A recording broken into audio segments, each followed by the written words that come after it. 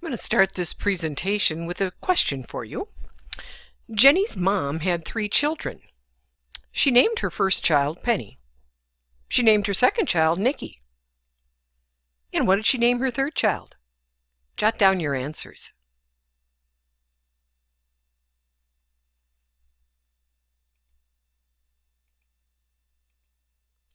The key was in the first slide. Jenny's mom had 3 children, so the children were Jenny, Penny, and Nikki. But why did some of you get thrown off by the dime and try to think of Demetrius or any of a number of different names that she might have named her child? It's because you were set up to think that the inferences were all coming from coins. And in fact, they weren't. So it was a bit of an unfair game to play with you. But that's what the topic is for this particular chapter. It's the role of inferences in reading. And from this chapter, there are several things that you're going to learn. It's how being able to identify inferences will help you to understand what words are central in the author's discussion. You'll learn how to infer main ideas that are implied but not stated in the paragraphs. Up until this point, we've spent a lot of time with sample paragraphs that have very clearly stated topic sentences. But we're going to be looking at a number of paragraphs in this presentation where there is no topic sentence, and you have to infer what that implied main idea might be. We'll also learn how to combine the information in supporting details in order to create an accurate interpretation of what the main idea might be. And you'll learn how to draw conclusions that follow from this information.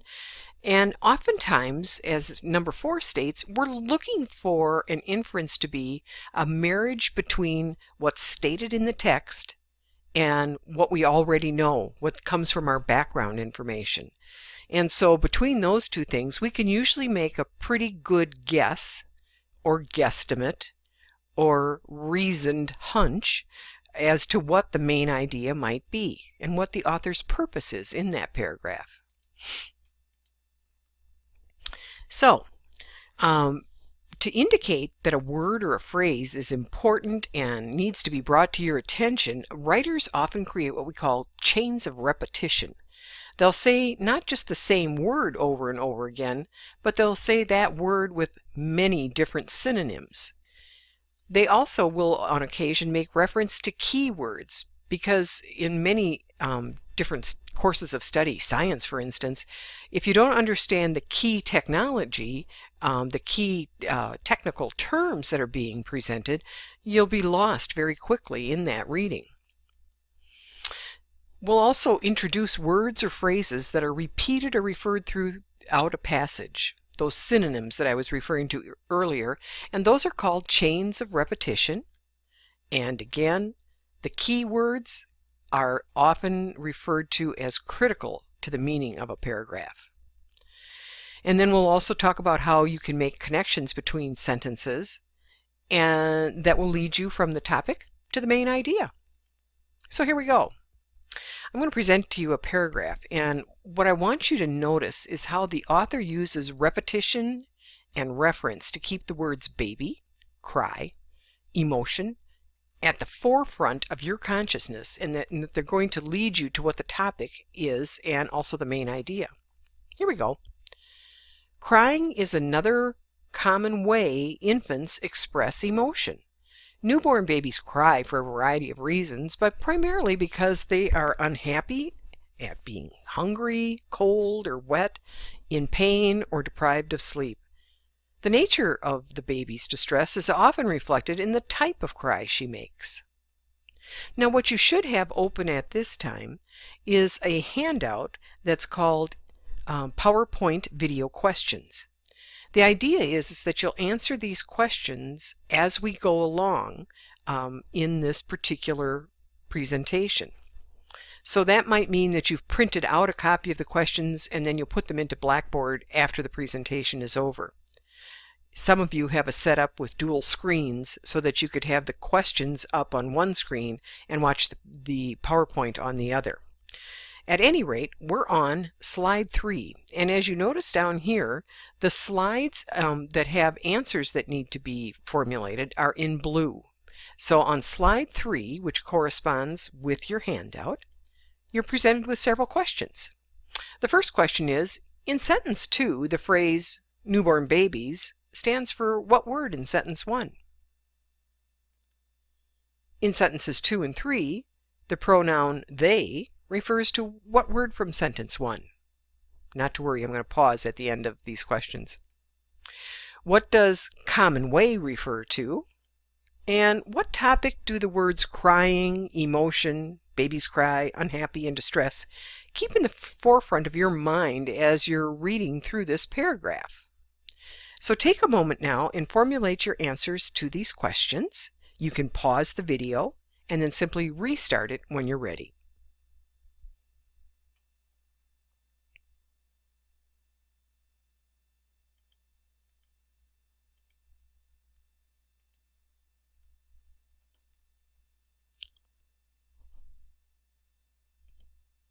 So let's take a look at how you did. So newborn babies is a stand-in for the word infants. The pronoun they refers to infants. Common way refers to crying. The words crying, emotion, babies cry, unhappy, distress, well, they all keep the idea of crying and emotional distress of infants in the forefront of your mind. The main idea would go something like this. Babies cry to show their emotional distress. Now let's take a look at the next paragraph. And as you can see, we're on slide 5, which also has a question to deal with at the end. What I'd like you to do is to think about the references to Alicia Keys in the following passage. I want you to keep track of how many you find. So let's read through the paragraph, and you can make tick marks on your paper if you want to as we go along, until you get a total number. When she was just barely out of her teens, singer, songwriter, and classically trained pianist Alicia Keys climbed to the top of the pop charts and has stayed there ever since. Helped by a stint on Oprah in 2001, the young songwriter's first release, Songs in a Minor, sold an astonishing 235,000 copies. By the end of the year, Keys had won 2 top 10 singles from her album Fallen and A Woman's Worth. Born Alicia Aguelo Cook in 1981, Keys had started out as a child actress with a small role on The Cosby Show, but had become serious about music and devoted herself to training as a classical pianist. After dropping out of Columbia University to pursue a career in music, the young musician inked a deal with So-So Def Records and attracted the attention of powerful music industry mogul Clive Davis, who signed her to his company Arista Records. After Songs in a Minor was released, everyone in the music business knew the gifted entertainer had a bright future ahead of her, and nothing she has done since the album's release suggests those rosy predictions were either hasty or mistaken. Okay, so pause the video here if you need to, and count up the number of references to Alicia Keys.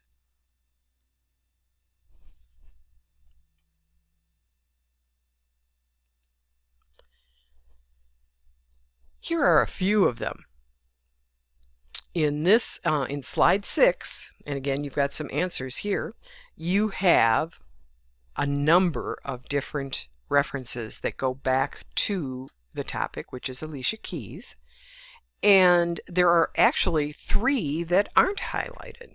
Can you find them? And then finally, how would you put together a commentary about what is being implied by this paragraph? How can you pull all of the details together that would point to what the topic sentence would be if it were written? It's not, so it's an implied main idea. What do you think? How could you state that? And that's your second question on slide 6. On to slide 7. The repetition and reference in this paragraph suggests that what is the topic? Jury duty is an essential part of living in a democratic society, but you'd never know it from the way some American citizens try to dodge it. Some people just throw the summons into the wastebasket. They figure that if the state authorities can come after them, it's easy enough to claim the notice never arrived. Should the authorities pursue the issue, and they often don't, it's up to the state to prove that the notice actually got into the potential juror's hands, and that's not easy to do. For those who lack the nerve to just chuck the notice, there's a second choice. During the interview stage of jury selection, jury dodgers can twitch, roll their eyes, stutter, shake, signaling that as a potential juror they are either overly biased or they're mentally unbalanced. Both states of mind are reason for dismissal, leaving the jury dodger free and clear for another few years until, once again, the notice to appear for jury duty arrives in the mailbox, forcing jury dodgers to come up with a new scheme for avoidance. So what would you say the topic for this particular paragraph would be? Jot that down in your handout. And then let's move on to slide 8 when you're ready. If you had to choose, which one of these would you select as the best answer?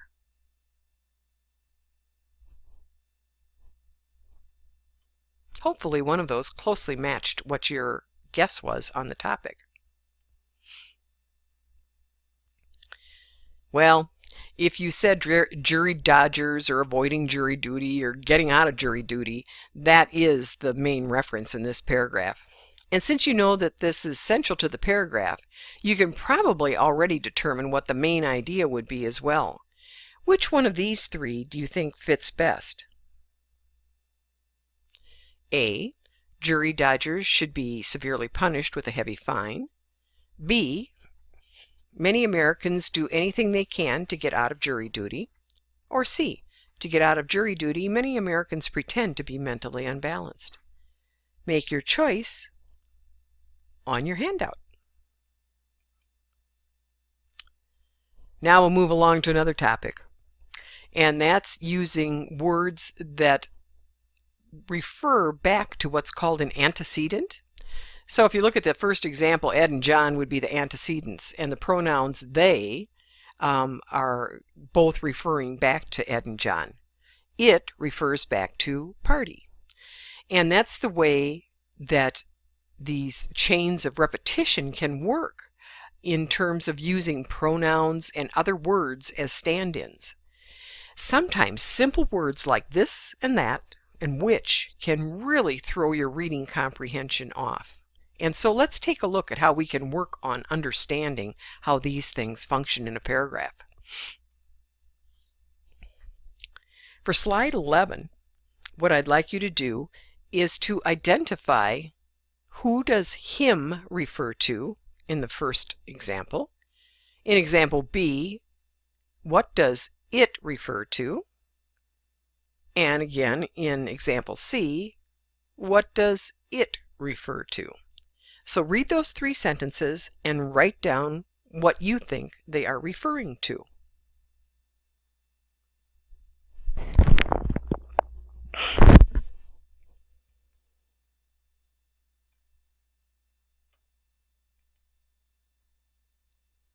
This and that can also be very simple words at first glance, but can also be quite confusing. Let's take a look at paragraph A. And again, we're on slide 12 now. No public figure wants to be crucified for having concealed warnings of terrorist attacks, if the attacks actually occur, because the warnings would almost certainly be revealed. On the simplest level, this is why we have had 2 warnings from the administration against unspecified terrorist threats. What does this refer to? And in the second example, we have 2 that's that we need to figure out what they refer to.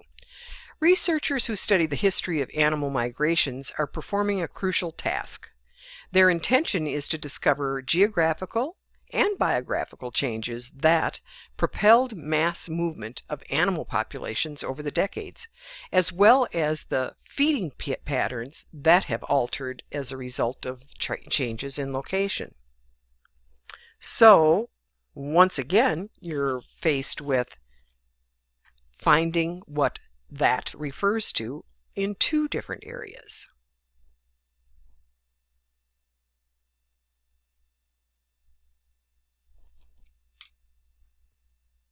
Moving on to slide 13.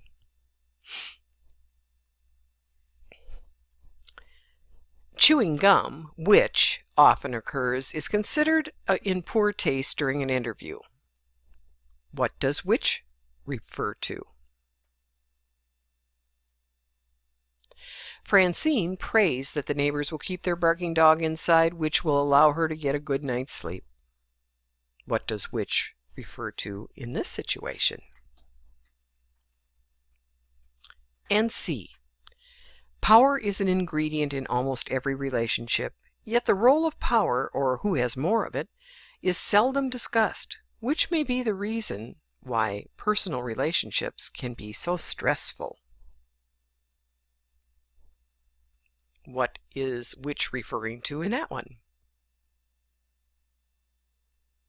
We've covered the information that leads you up to exercise 1, so you can either pause the video and come back to finish it. Again, this is due by the date posted in Blackboard, or you can just simply continue with the PowerPoint and add exercise 1 in with the others that will follow. Inferring the implied main idea. So an implied main idea is suggested from the supporting details in the passage. If we add them up, we can usually figure out what the main idea is pointing toward. So if we tie those details together, then a stated main idea or topic sentence can be formulated to connect those supporting details. Now, when we have to do this task of creating an implied main idea and putting it out there as a possible topic sentence, we need to rely more on what's in the paragraph than we do on our own experience. We have to make sure that whatever statement we would come up with, that it does not contradict any of the statements in the paragraph. So what's the implied main idea in this paragraph? From a distance, the Brazilian island known as Queimada Grande looks lovely. Yet despite its loveliness, hardly anyone visits. By law, in fact, it's illegal to set foot on the island. Queimada Grande is home to the golden lancehead viper. Lancehead or pit vipers exist in other parts of the world and are responsible for most of the human deaths in North and South America. The gold lancehead, however, can only be found on this small subtropical island where the snakes number in the thousands and are nearly impossible to avoid. The theory is that the island broke off from Brazil thousands of years ago, encouraging the snakes to develop a deadly venom that could kill low-flying birds with a single bite. Although researchers studying the role of purified snake venom for medical purposes and members of the Brazilian Navy occasionally set foot on the island, they do so with great care. There is no evidence that local inhabitants or visitors to Brazil are tempted to break the law and visit the tiny island, although poachers have been known to try to consider it since the golden lancehead viper is rare and highly prized. So on slide 16 on that question, I'd like you to choose what you think which main idea you would choose. Previously on slide 15, you were supposed to guess your own implied main idea. Does your implied main idea match up with one of these examples?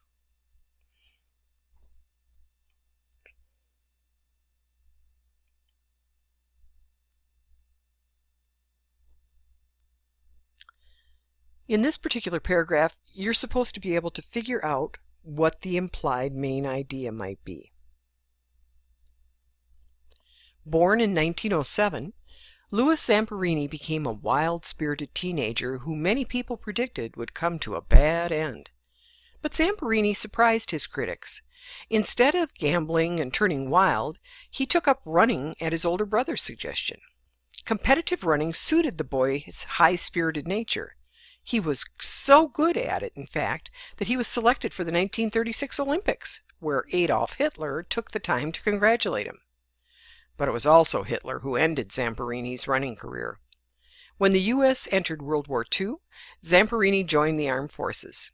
Promoted to second lieutenant, he was deployed as a pilot over the Pacific, where his plane crashed in 1942, plunging him and 2 comrades into shark-infested waters, where they floated on a rubber lifeboat for 47 days, living on little more than determination.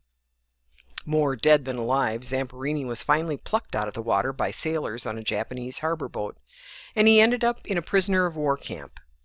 When his captors discovered he was a famous athlete, they made an example of him.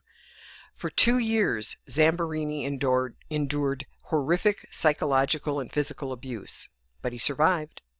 When the war ended, he returned home where, to his surprise, he was viewed as a hero, becoming a popular inspirational speaker and the subject of a best-selling biography and film titled Unbroken. Zamperini died in July of 2014. So how would you put that main idea in your own words? Pause the video and do so now.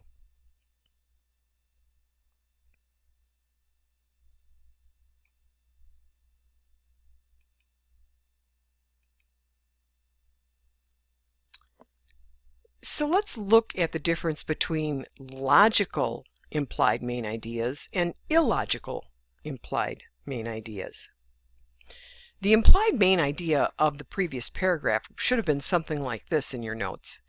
Louis Zamperini defied the expectations of his early critics to become a heroic inspiration for others. This statement is logical for a number of reasons. It's based on what was said in the paragraph. In other words, the early people who knew Zamperini in his early life really thought he was going to end up as kind of a bad egg, but instead he became a war hero. And it does sum up the point of the paragraph. It pulls together those chains of repetition and reference in the paragraph, the expectation of Zamperini's bad end, his suffering, and his return, and it isn't contradicted by anything that's said in the paragraph. So that would make this a logical implied main idea.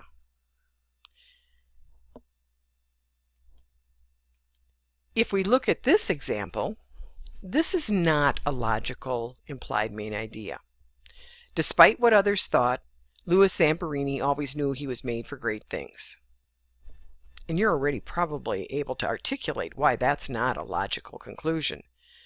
It's not logical because the author didn't actually say what this implied main idea is putting forward. And it can't function like a topic sentence because it doesn't connect the existing sentences. None of those sentences address what Zamperini thought of himself and his own abilities. And it's even contradicted by a sentence in the paragraph where the author says Zamperini was surprised at being treated like a hero when he came back. Now, if you would like just a sidebar comment, you could check out the movie Unbroken or read the biography. Both of the book and the movie received critical acclaim. So some words to the wise. If you're going to draw a logical inference, you have to base it on what the writer actually says. Whereas illogical ones will be based more on your own personal experience or your opinion rather than the author's words.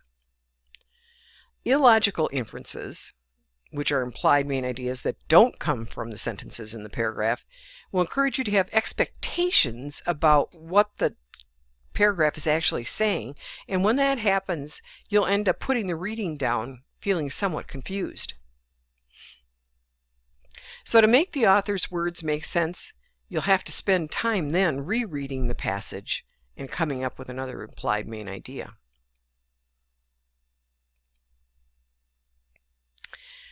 So when you're creating your own inferred main idea, you have to ask yourself the following questions. What words or phrases are repeated over and over throughout the passage? Those chains of repetition, those key words of reference.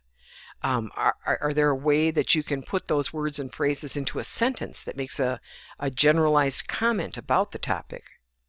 Do most of the sentences in that paragraph explain or prove the main idea that you've put forward?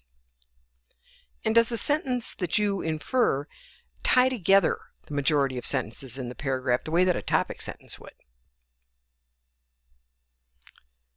So let's look at the following passage, and then we'll decide which of the implied main ideas is logical and which one is not. Anna Maria Lusardi, an economist at Dartmouth University, has conducted several studies measuring what Americans know about practical finance. The studies suggest they don't know much. Almost half of Lusardi's subjects could not answer basic questions about interest rates or the effects of inflation. Many people also didn't know the terms of their mortgage or what interest rate they were paying for their homes, their automobiles, or even on their credit cards. In his book, Broke USA, Gary Rivlin confirms what Lusardi's studies suggest about America's lack of financial knowledge.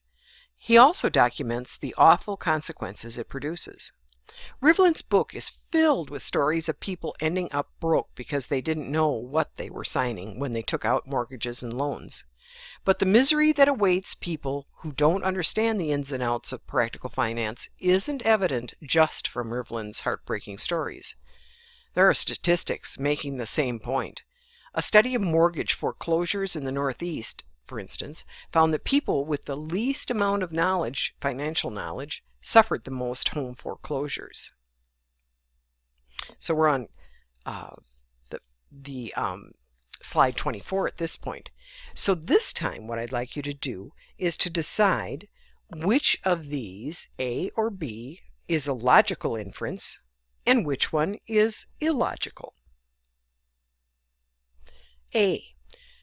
Americans don't understand financial matters because people who make loans or write mortgages try to make the terms as confusing as possible, causing many people to end up in bankruptcy court.